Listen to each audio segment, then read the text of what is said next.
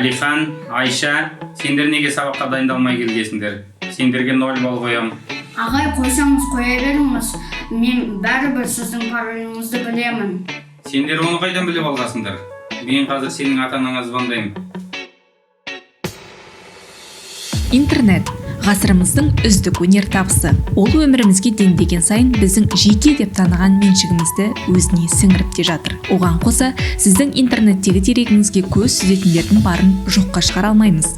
Қазір ақпарат заманының бір жетістігі ақпараттың тез таралуы болса, кемшілігі де осы. Сүзгіден өткізілмей, тексерілмей таралған жаңалық қоғамға қауіп төндіруі мүмкін. Жалған ақпарат таратқандар Қазақстан Республикасының қылмыстық кодексінің 274 бабына сәйкес қылмыстық жауапкершілікке тартылады.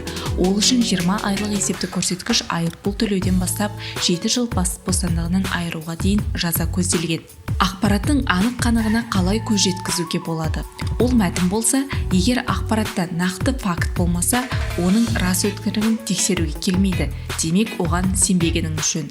Жалған ақпаратта экспрессив сипаттағы сөйлем көп болады. Онда фактінің орнында аяушылық, қамқорлық, сақтық, таң қалу сезімдерін тудыратын сөздер жиі кездеседі. Мәтіндегі эксперттің қоғамдағы дәрежесіне және интернеттегі ол туралы мәліметке мән беріңіз. Фото болса, жалған ақпараттағы суреттерде көбіне бұрын болған оқиғаға қатысты немесе өзге елде түсірілген көрініс тарайды. Суретті интернеттен іздеп, оның жариялану тарихын қарау қажет. Егер сурет бұған дейін жарияланған әрі өзге оқиғаға қатысты болса, ол әрине жалған. Видео болса, әуелі мазмұнындағы мәлімдемелерді сөзбе-сөз көшіріп, интернеттен іздеп, дерек көзін табу қажет. Немесе оны YouTube'тен іздеп, жарияланған күнін анықтаған жөн.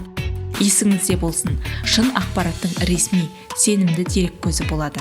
Қымбатты мұғалім, сізге жеткен әр ақпаратқа тек сіз жауапты боласыз. Сондықтан кез келген жаңалыққа күмәнмен қарағаныңыз жөн.